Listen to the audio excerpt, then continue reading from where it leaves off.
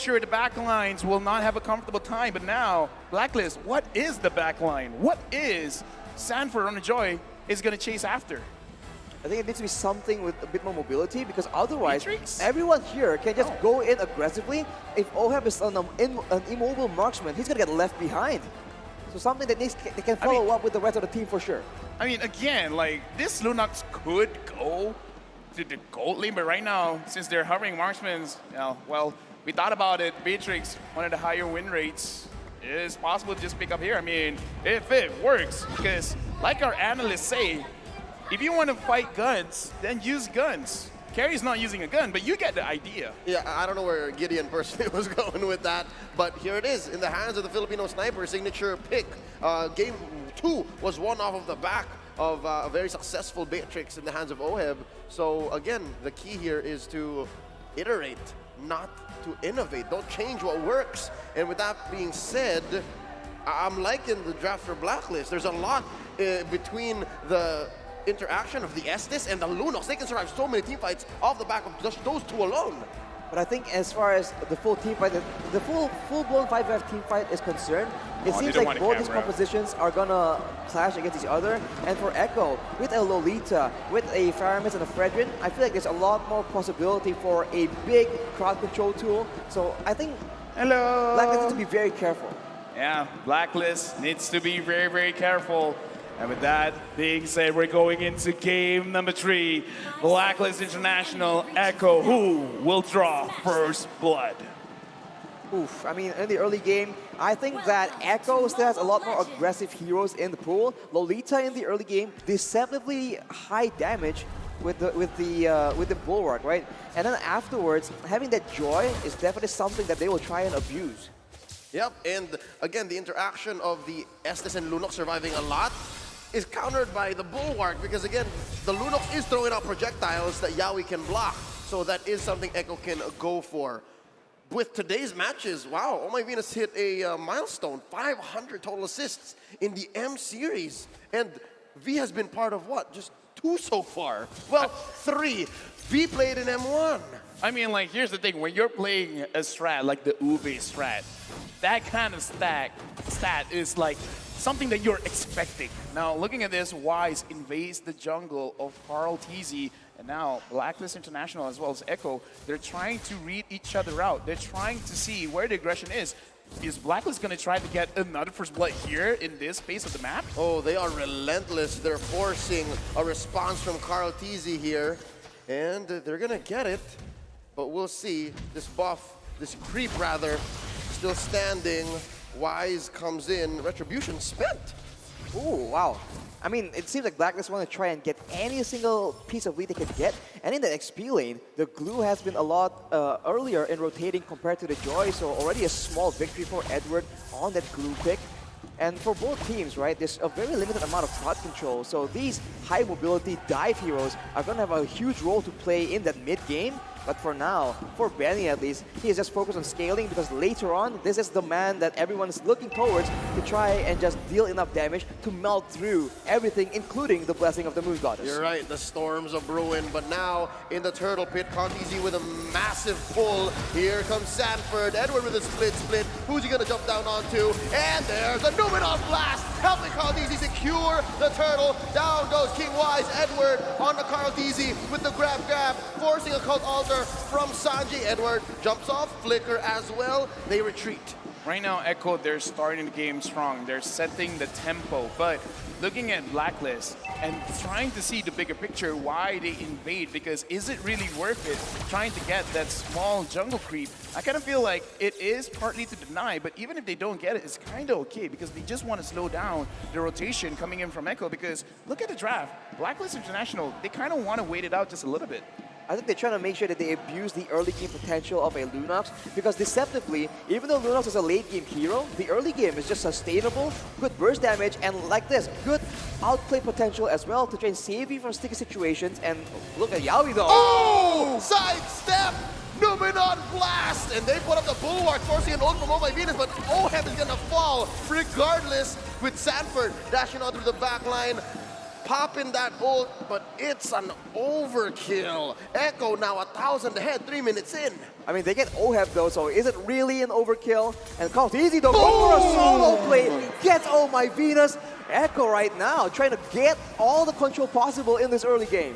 Oh, they put the pedal to the metal because look at Yawi cutting behind this tier 1 turret. There's another fight. Here's Wise sandwiched by 3 members looking for some CC. That's Echo. Oh, they are in too deep. Wise down to a fifth of his health. Pop in the ult.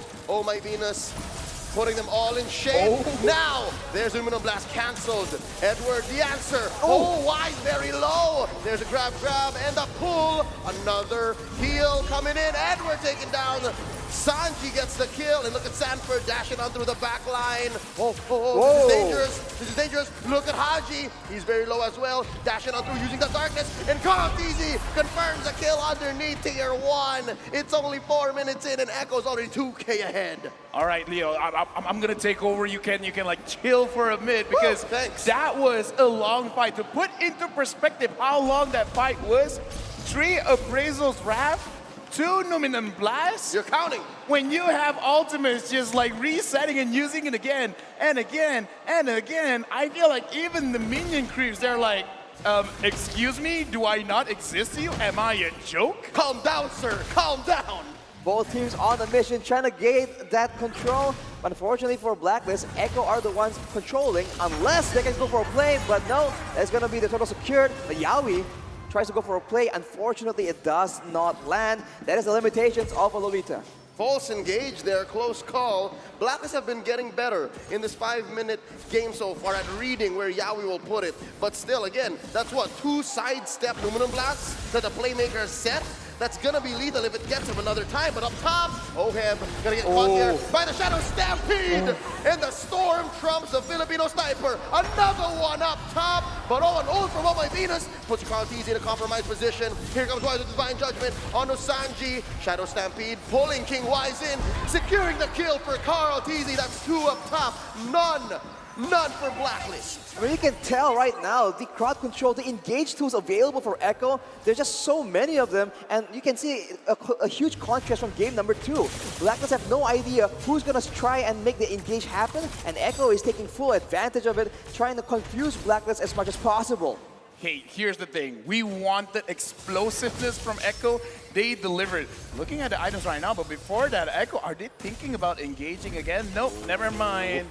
Arashi, looking at the items, is it okay for Blacklist to fight or not? Yeah, because looking at Beatrix, it doesn't look like that's the case. It's a tough situation because Oheb is has 2 deaths. He's quite behind, and if you look at Easy, he's itemizing for magical defense, understanding that the physical damage source from Blacklist is not on tempo. So Echo is just playing it very, very smart. And on the flip side, Benny Cutie, just off the passive, off the carry, does so much damage to these beefy front lines. So if Blacklist just cannot end the fight quick, it's just too difficult. And despite the buzzing of the Moon Goddess, Echo, as of right now, with a 4K gold lead, have enough damage to melt through all of that. And what's scary is Blacklist aren't really even that beefy, right? They're squishies with an S-ness. So if they stand a little too long and Oh My Venus doesn't pull the trigger on the ult, then all the more it's lethal. Here's a concealed play by Yawi. Who's he gonna find? Luminous Blast right in your face! And it gets cancelled. He pulls out. Yawi puts up the bulwark. It's a 4v2 down bottom. Edward gets the grab. Yawi's gonna have to fall here. Off cam though, Easy gets the turtle. Sanji very low. Cold Altar already forced out. A lot of damage from Haji. Wise gets the kill. Finally, Easy in the middle of all 5 members. Here comes Sanford. Can he get somebody redeem those first 2 deaths from Echo? Oh, he's still dancing, but there's way too much help from Blacklist. Wise takes down the young Sanford, and it's just Easy and Sanji left. Benny Cutie a little busy in mid. Appraiser's Wrath hitting 2. Knock up from Easy, and now it's Easy who's retreating, and he's very low. Can they get the kill? Edward shuts him down. Oh, but look at them behind. Benny Cutie goes Benny Cutie gets a double, takes down King Wise. There's the brilliance from Haji, Sanji, and Benny trying. There's a Numinum Blast from Yawi. Edward pushing him back, and that's a full disengage. I mean, you say a full disengage, but Echo and Blacklist, they're looking for any reason to go through. Psych! There's a grab, and a split, pulling him back. Edward knows he can't get the kill on Yawi. Now for reals, that's a disengage. Honestly, out of nowhere, the carry, Benny Cutie just showed up behind them out of nowhere. Even I missed that due to so much action going on around the whole fight. This is an insane game. But if you look at it, Blacklist is still itemizing for a lot of magical damage, whereas Benny Cutie already had 3 items. So you can see that his damage is something that Blacklist cannot ignore. I don't speak Tagalog, but if I would use my imagination, I would imagine for both teams, their comms is like, huh? Go? What you want me to go? You want me to engage? Again? Okay, I'll engage. I'll engage. Like every single fight is like they're trying to find excuses of actually starting something. Echo marketing, Blacklist marketing, this is a clear sign that LaFell wants to hear the mic check for this match. All right, now WOLRD has spawned, both teams jockeying for position, looking for the pull. I feel like if Echo can go in together, not one by one like we saw in the previous fight, they have a really good chance of just winning decisively in these team fights due to their gold lead. But now Sanford is the one initiating that play, but look at the blast! Oh! Yowie gets 3 underneath it. Oheb with Nibiru's passion, bobs away with Bennett, called Alta right on cue from Sanji, and very low, Benny Cutie takes him down, another falls, Wise is down, no rescue for Blacklist International. They're not done, there's a stun onto Haji, and there's a pull, down he goes, Sanji gets the kill, 3 for none so far. V and Oheb are forced to back out. WOLRD going over to Echo. 4,000 goal lead, and now Echo is getting themselves a WOLRD. They're pressuring down at mid. Will they try to get anything at all? Oheb misses the snipe. Right now, Echo, this is what we asked for. We wanted explosiveness, and I kind of feel like this first pick, Frederick, is really paying off. I don't know. If it were me, I'm not letting this Frederick go through again. I mean, it is still sitting at a very high win rate, but honestly, Benny Cutie, despite all the skills, all the effort Blacklist is throwing at him, still on 0 deaths. The protection coming in from his whole team is just so obnoxious, as he is just free hitting in the back, doing a lot of damage, and with that passive, Edward can't even stay for long. Right now, the WOLRD is at top. Blacklist International, they're waiting. Ooh, If they get engaged. Divine Judgment on the Yowie. Called Altar Force out of Sanji, but they're still going to continue. Ooh. Do it on blast on the 2. They're going to retreat underneath their tier 1. WOLRD still alive, less than half health. Blacklist going to clean up house. Could have been lethal, but the world champions defend. I mean, you can see that for Echo, burst damage isn't exactly what they have to go for. It's for the most part a lot of DPS from Sanford and Benny Cutie. So if Blacklist can just disengage from the long prolonged team fights, I think they can have a good chance in staying in this game. But with that powered waves, Echo is going to try and make sure that they have all lanes under control and they have full coverage on the jungle of Blacklist International. Right now, I'm just looking at a KDA. Sanford, 0-1 and 6. Yowie, 0-1 and 8. Sanji, 2-1 and 8. This does show every single fight, everyone's basically involved. And they have a lot of ways to engage. And this is making it very difficult for Blacklist because they want to be able to disengage, but then the focus is everywhere. Who do you really focus on? Sanji? Yowie? Sanford? You want to focus on Carl Deasy, but he looks nigh indestructible. They have perfected the Orca Pod strat. This is it. This is their version of the Ube, and it has its own distinct flavor, and I'm here for it. Look at the item right now. You can see that Sanford has the glowing one, so even more percentage HP damage being chunked out towards Blacklist International. Of course, the Kaja, the Glue, as well as the Estes, these are all ripe targets for the source of damage from the Joy. And you can see that Sanji has built the Necklace of Endurance as well, ensuring that the longer the fight goes, that healing gets less and less. And with an 8K gold lead, I don't even know if they really need that. It's insane. But looking at this right now, Oheb already having 3 items, I kind of feel like it is definitely comebackable because Beatrix, of course, has been changed like every single patch. And the recent patch right now is that Beatrix is still very strong. It's just like very strong, almost like ultra late game, like 3 items, 4 items. So it's definitely comebackable because they have the damage for it. It's just like, again, like the Orca Pod strategy where you're like overloading the senses of your opponent and be like, what am I really going to do with all of this pressure coming in? Oheb is going to have a difficult time sniping the correct targets because who's the right target? Yep, and just as we're talking about it, Carl Deasy pulls the WOLRD. Could happen any minute. Orca Pod versus Ube strat. It could come to a head anytime soon. WOLRD at less than half its health. Look at where Yowie is.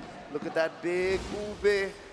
Blacklist in that purple side jungle. As far as I'm concerned, it's a free Lord for Echo. Yeah, it seems like Blacklist will back away from it. It's just way too risky without any information. That will be a free Lord for Echo.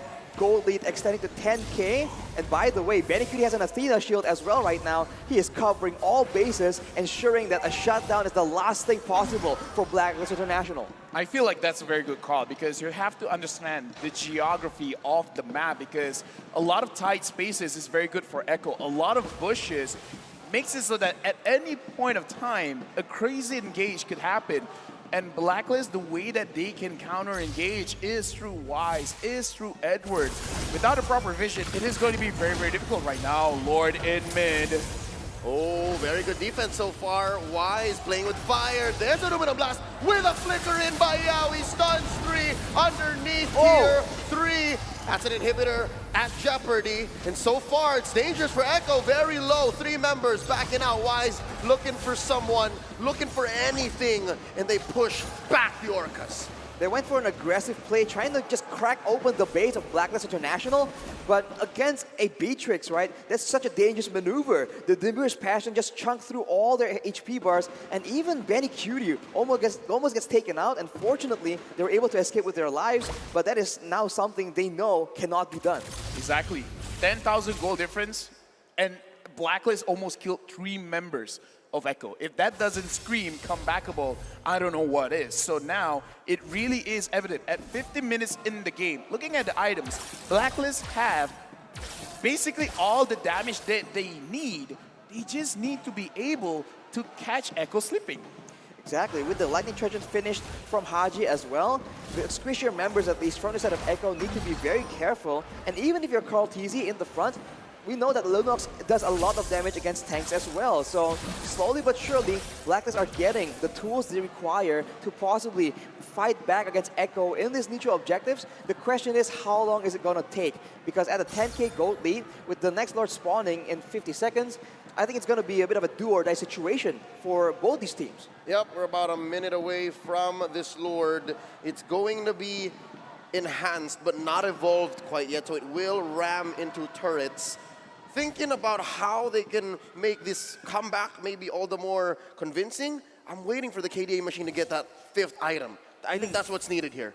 Yeah, and okay, so now looking at the map, what Blacklist really need to do is try to establish some kind of map pressure, but they can't do that until Echo shows their face, because going inside bushes, seeing it as how Yaoi has been catching 2 members, 3 members, 4 members, it's really hurting Blacklist now, and that's why we can see they're freezing the lane, kind of making, it's like a reverse freeze where like, we're making it so that everything is here. You guys want more gold? You guys are already at 9,000, you want to push it to 10,000? Come here. We need to know where you are so that we can figure out how to contest. And that's the vision without vision we were talking about the other day, where Echo uses deduction, uses the fact that they're not here, okay, we know for sure that they're in this bush, we can push the advantage. And Blacklist are forced to Ube their way out of this comebackable strat. And again, another free Lord for Echo.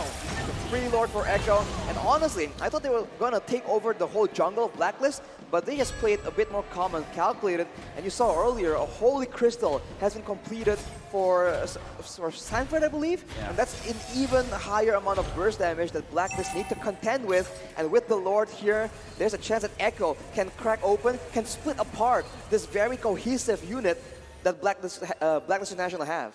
I gotta say, this is a very interesting strat, how they're turtling up here, Blacklist International. Like, people watching this, they might be like, oh, they're like giving up. It's like, no, they're not giving up. They're purposely setting up their own waves so that it's at their own favor. Exactly, it's a counter freeze. Because it was clear that Echo was freezing earlier to deny utilities and resources, but now Blacklist are on the same page as well. That was a close call. Could have been a pull. It's Wise who's the only one outside his base. Alone in the jungle against multiple members of Echo. That's a dangerous spot to be playing around with, but maybe Blacklist are trying to use this as a bait. They can go for a big Divine Judgment here if Wise can spot an opportunity. Oh, that's already one inhibitor down in bot. Numenon Blast, confirming the kill, giving it over to Benny Cutie. That's one massive ult away from Echo. How can Blacklist capitalize? They pop Yowie here. His immortality goes down.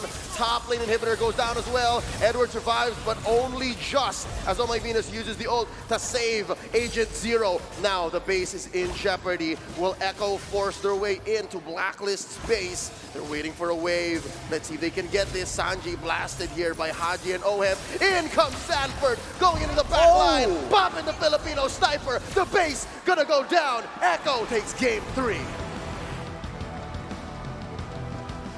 The pod of Orcas again overwhelming.